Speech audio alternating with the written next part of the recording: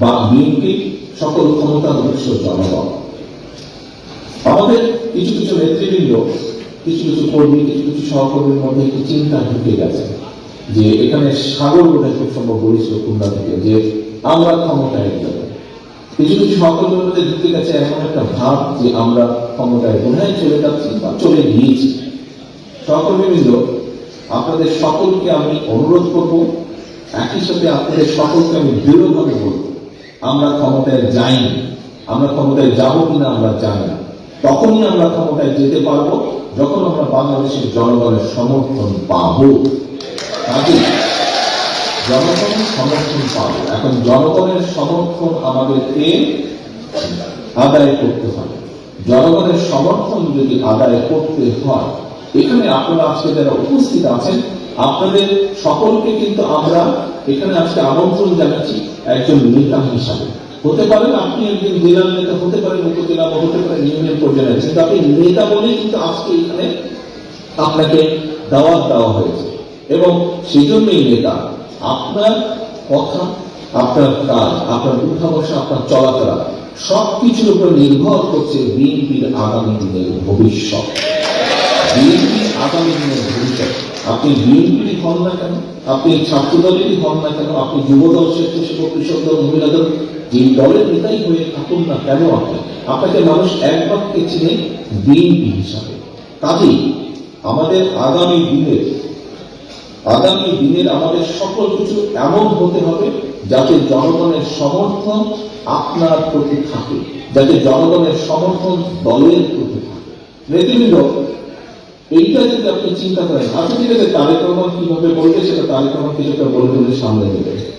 আচ্ছা ঠিক আছে, দলের মহাসচিব মির্জা আলমগীর উনি এটা বলে সামনে নেবে, ওনারা দেখবে। এই ছোটখাটো বিষয় এগুলো যদি কেউ কিছু করে এটা কে নজরে দেয়?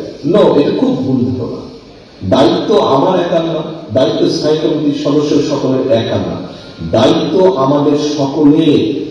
এই দলকে রক্ষা করা, এই দলকে সামনে নিয়ে যাওয়া, রক্ষা করার দায়িত্ব সকলের। আমি কেন্দ্রে আছি, আমি কেন্দ্র থেকে আমার দায়িত্ব পালন করব।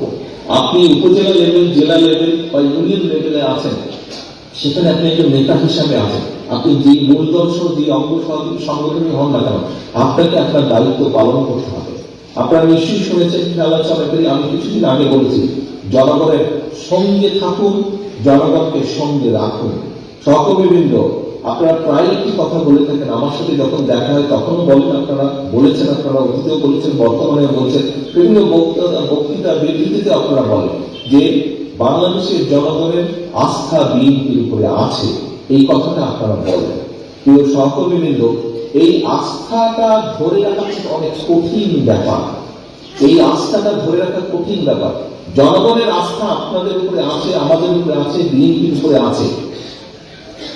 এটি ধরে রাখার দায়িত্ব আপনার এবং আমার এবং আমাদের সকলের। এটি ধরে রাখার দায়িত্ব কিন্তু জনগণের না। জনগণ আস্থা রাখবে তার উপরে যে জনগণের সাথে থাকবে, জনগণ আস্থা রাখবে তার উপরেই। জনগণ যখন দেখবে যে আমি তার উপরে আস্থা রাখেছি, এই কারণেই, কারণ আমি যেভাবে চাই সে সেভাবে কথা বলছে, আমি যেভাবে চাই সে সেভাবে বিহেভ করছে, সেভাবে চলছে, সেভাবে উঠছে, সেভাবে বসছে। প্রিয় সহকর্মীবৃন্দ, এই কথাগুলো আমি এই কারণে বলছি, আপনারা হয়তো মনে মনে কেউ ভাবছেন যে তাদের মধ্যে এই কথাগুলো দুদিন আগেও বলছে, একই কথা বারবার বলে কেন? একই কথা এই জন্য বারে বারে বলছি সহকর্মীবৃন্দ, আগামী দিনে যে নির্বাচনটি আসছে, আগেও বলেছি, আজও আপনাদের সামনে আমি তুলে ধরতে চাই পরিষ্কার ভাবে। আপনারা পত্রপত্রিকা দেখছেন, খবরাখবর রাখছেন, আপনারা যদি সকল কিছু বিবেচনা করেন, পরিষ্কার, দিন যত যাচ্ছে পরিষ্কার হয়ে গেছে। আমি আজকে থেকে প্রায় 3 মাস আগে আমি কথাটি বলেছিলাম, দিন যত যাচ্ছে তত পরিষ্কার হচ্ছে সামনের যে নির্বাচন, এটি এত সহজ না। আমি আমার রাজনীতি, আমার থেকে এখানে অনেক অভিজ্ঞতা সম্পন্ন সহকর্মীবৃন্দ আছেন, অনেক মুরব্বী নেতৃবৃন্দ আছে। আমি আমার যতটুকু রাজনৈতিক অভিজ্ঞতা গত 30-35 বছরের, এই অভিজ্ঞতার আলোকে আমার কাছে মনে হচ্ছে সামনের যে নির্বাচন আমরা ফেস করতে যাব, হতে পারে আমাদের একটি প্রধান প্রতিপক্ষ অনেক দুর্বল হয়েছে। তারপরেও এই নির্বাচন বাংলাদেশের যে কোনো নির্বাচনের থেকে অনেক কঠিন নির্বাচন হতে যাচ্ছে, অনেক কঠিন নির্বাচন হতে যাচ্ছে। কারণ 20 বছর আগে যখন মানুষ নির্ভয়ে, কম বেশি নির্ভয়ে ভোট দিতে পারত, আপনি যদি সেই 2001-এর নির্বাচন ধরে থাকেন, সেই সময়টিতে মানুষের চিন্তাধারা পরিবর্তন হয়েছে, মানুষের ধ্যান ধারণার পরিবর্তন হয়েছে, মানুষ এখন অনেক অনেক সচেতন, সেটি সামাজিক মাধ্যম সহ বিভিন্ন কারণেই হোক না কেন।